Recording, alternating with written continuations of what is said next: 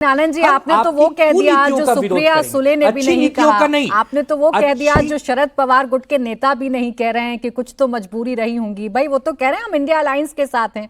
और अगर आपने मजबूरियों का जिक्र कर ही दिया है तो जफर जी के पास जाऊं, उससे पहले महेश जी आप जवाब दे दीजिए इस बात का। कंफ्यूजन है आपके अंदर ही कंफ्यूजन है, आपके परिवार में ही कंफ्यूजन है। आपकी नेता जो कह रही हैं कि 50% लिखकर दे दें तो हम पहले भी साथ आने के लिए कह रहे थे, हम फिर साथ आ जाएंगे। तो अगर लिखित में देती है सरकार तो माना जाए कि आप साथ में खड़े हो जाएंगे? देखिए बिल्कुल ये थोड़ी सी मिसअंडरस्टैंडिंग हो रही है।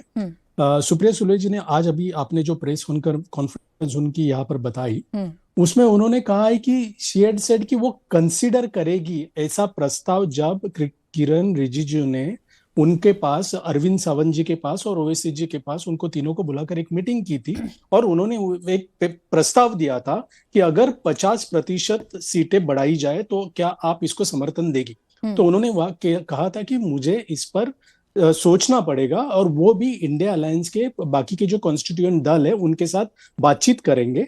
और आज जो बात ये आ रही है वो इसलिए आ रही है कि क्योंकि कल उनको कुछ, उन्होंने उस प्रेस में बताया था, उन्हें कुछ व्हाट्सएप पर मैसेज आया था और उन्होंने ये रिप्लाई दिया था।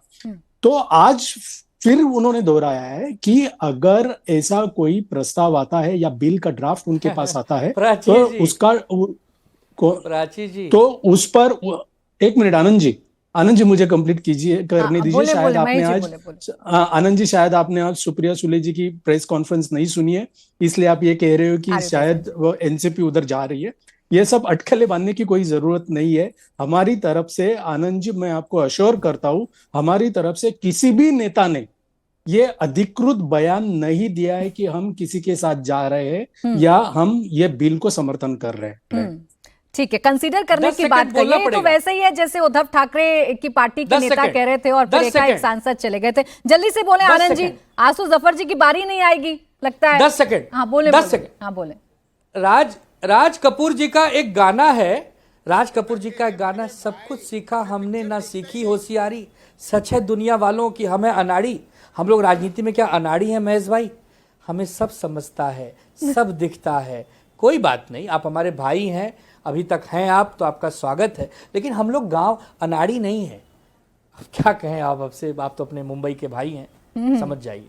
आनंद जी, आप तो अपनों के लिए ही मुश्किलें खड़ी कर रहे हैं। महेश जी कैसे समझाइएगा इन लोगों को? फिर मैं आ रही हूँ तहसीन जी और जफर जी आपके पास भी। यही बात आज चिदम्बरम साहब भी समझाने की कोशिश कर रहे थे, इशारों में कह रहे थे कि देखिए दोनों पार्टी के नेता जानते हैं उन्हें क्या करना है और क्या नहीं करना है। ये कंफ्यूजन आ कहां से गई? ऐसा क्या कर दिया आप लोगों ने? नहीं, मैं तो आनंद जी को इतना ही कहना चाहूंगा कि फिल्मों की दुनिया से थोड़ी देर के लिए बाहर आए और रियलिटी की तरफ ध्यान दे। हम आज जो सुप्रिया ताई ने प्रेस ली वो रियलिटी थी, वो किसी फिल्म का पार्ट नहीं था या किसी शेरो शायरी का पार्ट नहीं था। आनंद जी, आप शेरो शायरी बहुत अच्छी करते हैं, लेकिन समझ लीजिए हम आज भी कह रहे हैं हम इंडिया अलायंस के साथ है। जिस मीटिंग की किरण रिजिजू के साथ सुप्रिया ताई ने आज बात की, वो उस मीटिंग में आपके अपने अरविंद सावंत जी भी थे। आप शायद उनसे पूछ कर आते ये सुप्रिया सुले जी जो कह रही हो सच है या गलत है। तो आज ये बातें आप नहीं करते। हम आपको अश्योर कर रहे हैं हम इंडिया अलायंस के साथ है और रहेंगे। हाँ, आप ये चिंता मत आप जो बात समझ गए पहले वो शायद आनंद दुबे जी की पार्टी नहीं समझ पाई, इसी बात का थोड़ा दर्द है, इसलिए आपको निशाने पर ले रहे हैं। खैर, आप जिस कंसिडरेशन की बात कर रहे हैं, सही है जफर इस्लाम साहब, अगर आप लिख कर देंगे, महेश चौहान जी कह रहे हैं अगर आप लिखकर देंगे तो आपके प्रस्ताव को कंसीडर किया जाएगा, तो मान लें इस बार सरकार लिखकर दे रही है 50% वाली बात। देखिए वो तो सरकार जो करना है वो करेगी, लेकिन मैं 2-3 अहम बातें कहूँगा।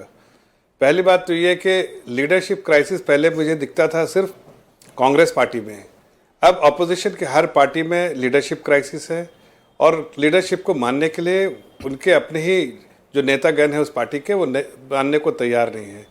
धीरे धीरे आप देखिए हर पार्टी में ये ऐसा होता जा रहा है कि उनके पार्टी के लोग अपनी लीडरशिप के खिलाफ खड़े हो जा रहे हैं और लीडरशिप से सहमति नहीं, इसलिए कि उनका जो स्टैंड होता है वो कभी भी जनता के हित में नहीं, प्रदेश के हित में नहीं, देश के हित में नहीं, उनके अपने परिवार के हित में, अपने हित में होता है। इसलिए आज उनके पार्टी के जो ढांचा है, इल्जाम लगा रहे हैं, उनका स्टैंड आपके हित में तो होता ही है कम से कम।